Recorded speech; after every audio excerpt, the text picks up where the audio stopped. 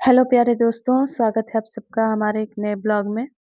यहाँ पे हम आए हुए हैं शिल्पारामम, जो कि हैदराबाद के हाईटेक सिटी के पास लोकेटेड है।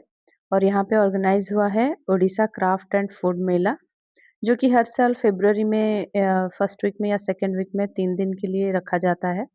और यहाँ पे इस बार फरवरी 6, 7 और 8 को ये था। और हम 7 तारीख को शाम को यहाँ पे घूमने आए थे। ये एक famous art and craft village है। और यहाँ पे मम्मी-पापा और खुशी को हमने एक जगह एंट्रेंस में बिठा दिया और टिकट करने के लिए चले गए। बहुत भीड़ थी, मेजॉरिटी उड़ीसा के ही लोग थे। और यहाँ पे एंट्रेंस में गणपति पापा की एक बहुत ही बड़ी-सी मूर्ति है, उसके सामने थोड़ा-सा फ़ोटोशूट किया।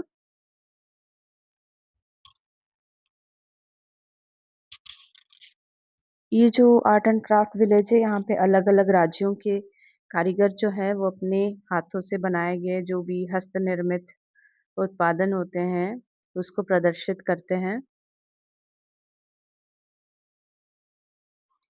स्पेशली यहाँ पे क्राफ्ट बाज़ार, रूरल म्यूज़ियम जो कि गाँव का जीवन, ग्रामीण जीवन जो होता है, वहाँ के मॉडल्स देखने को मिलेंगे।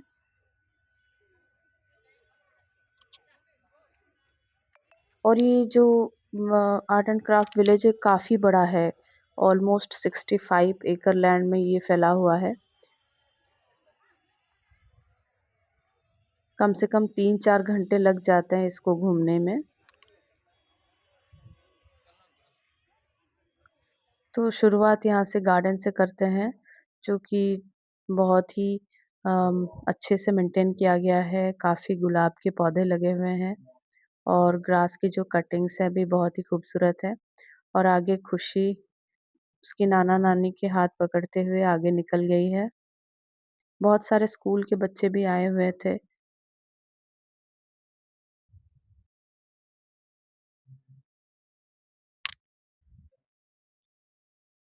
तो शाम के लगभग साढ़े 7-8 बज रहे थे, भीड़ बहुत थी।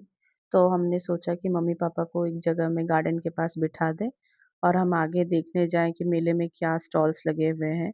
क्योंकि स्टॉल्स के पास बहुत ही भीड़ होती है, जहाँ पे सीनियर सिटीज़न्स का जाना ठीक नहीं है। तो हमने उनको ये खूबसूरत से गार्डन के पास बिठा दिया।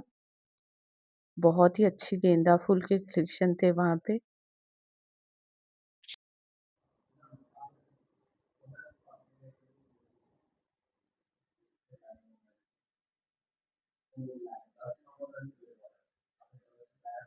एकदम फूलों से भरे हुए थे।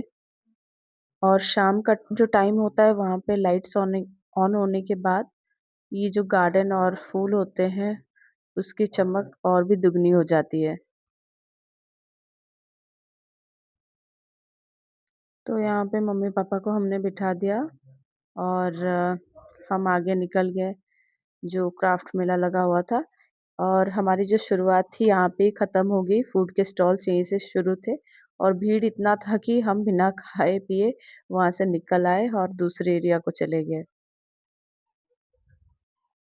इसके अंदर काफ़ी छोटे-छोटे आर्टिफ़िशियल पॉन्ड्स और झरने देखने को मिलेंगे। और भगवान राधा कृष्ण की जो भी आर्ट्स है और स्कल्पचर्स बहुत ही खूबसूरत से कार्विंग्स किए गए हैं दीवारों पर, वो सब देखने में बड़ा ही मज़ा आता है। और शाम को जब लाइट्स ऑन होते हैं, तो उसको देख के बहुत ही अच्छा लगता है।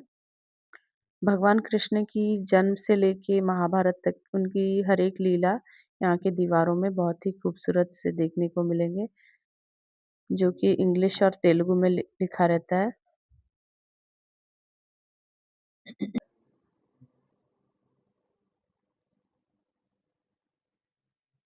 तो यहाँ पे तरह-तरह के उनकी लीलाओं के बाद हम आके पहुँच गए यहाँ पे राधा कृष्ण जी की बहुत ही खूबसूरत मूर्ति। और यहाँ पे एक छोटा-सा झरना, आर्टिफ़िशियल झरना। और यहाँ पे काफ़ी लोगों की भीड़ जमी रहती है फ़ोटोग्राफ़ी के लिए, फ़ोटोशूट के लिए। हम जब भी आते हैं, इस एरिया में ज़रूर ही आते हैं कवर करने के लिए। हमारे सास-ससुर भी आए हुए थे 2 साल पहले, तो उनको भी यहाँ पे हम लाए थे घुमाने के लिए। और फिर यहाँ पे उसी के ही बगल में भगवान राधा कृष्ण जी की एक झूले में खूबसूरत सी मूर्ति,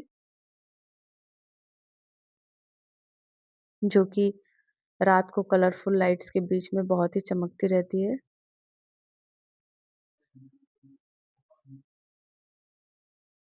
और चारों तरफ खूबसूरत सा गार्डन और उसके बीच में ये फाउंटेन्स।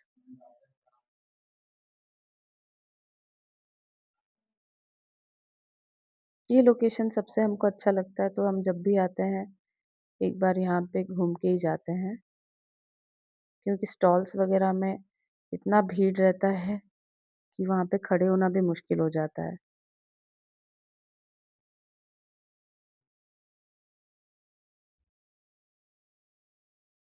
तो ऐसे ही हमने ये एरिया कवर करके वहाँ से निकल गए।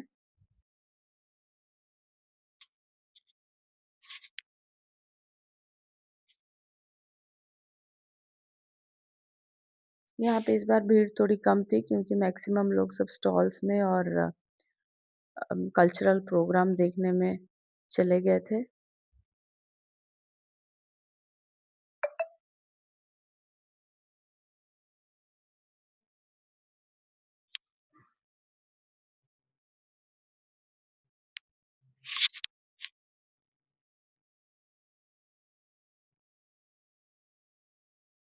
और फिर झरने के खत्म होने के बाद भगवान कृष्ण की जो दूसरी लीला है, जैसे कि उन्होंने गोपियों के वस्त्र चुराए थे, उसको उसका एक खूबसूरत सा नज़ारा यहाँ पे देखने को मिलेगा।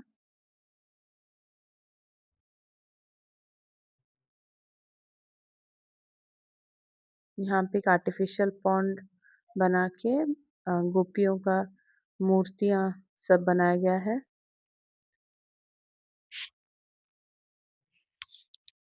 और भगवान कृष्ण जी की मूर्ति पेड़ के ऊपर। और फिर यहाँ पे काफ़ी बड़ा-सा बांसुरी वाला स्टैचू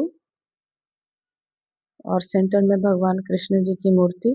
थोड़ा देर यहाँ पे रुक के हमने फ़ोटो-वोटो खिंचा खिंचा लिया।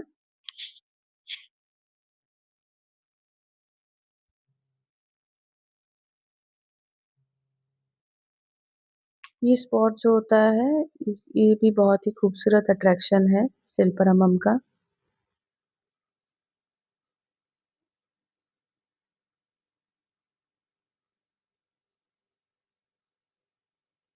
यूजुअली वीकेंड्स में यहाँ पे हमेशा ही क्राउड होती है, लेकिन इस बार जो मेला लगा हुआ है, उसके लिए क्राउड काफ़ी बड़ी थी। और यहाँ पे फाइनली हम आके पहुँच गए उड़ीसा के जो स्टॉल्स लगे हुए थे, जैसे कि पेपर वर्क का हो और उड़ीसा का जो फेमस पट्टचित्र होता है रघुराजपुर का, वहाँ के स्टॉल्स, फिर संबलपुरी हैंडलूम्स, ये सब थोड़ा-थोड़ा हमने टच किया कि क्या वैरायटी, क्या कलेक्शन है, प्राइसेस क्या है रेंज में। तो वो सब थोड़ा घूम लिए हम। और जो पट्टचित्रों का स्टॉल था वहाँ पे आके रुक गए। और यहाँ पे मेरे पति यहाँ पूछ रहे थे कि क्या प्राइस रेंज है और क्या वैरायटी है, कौन से भगवान के हैं। तो स्पेशली भगवान कृष्ण, जगन्नाथ जी और भगवान विष्णु जी के जो अवतार होते हैं, लीलाएँ, वही सब के ऊपर ये होता है। और इसके प्राइस रेंज काफ़ी रहते हैं, ऑलमोस्ट लाइक 8,000 12,000 से लेके 20-30 हज़ार 50 हज़ार तक के रेट्स आते हैं।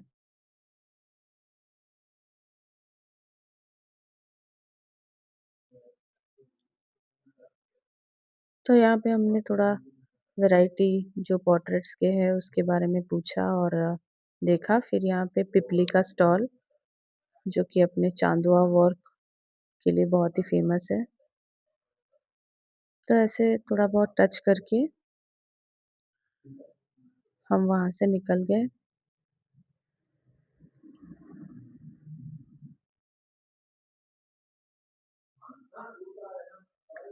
ये एरिया इतना बड़ा है कि आप जितना भी घूमो तो वो कम ही पड़ता है। बहुत टायरिंग हो जाता है। और फाइनली आके हम पहुँच गए स्टेज पे, जहाँ पे कल्चरल प्रोग्राम हो रहा था और वो भी ख़त्म हो गया था, क्योंकि बहुत ही लेट हो चुका था। और यहाँ पे सबको अवार्ड्स दे रहे थे जो परफॉर्मेंसेस के लिए Odissi dance, Kathak dance, local folk dance, Sambalpuri dance ये सब के लिए उनको प्राइज़ दिया जा रहा था, तो उसको थोड़ी देर के लिए हमने रुक के वहाँ पे देखा।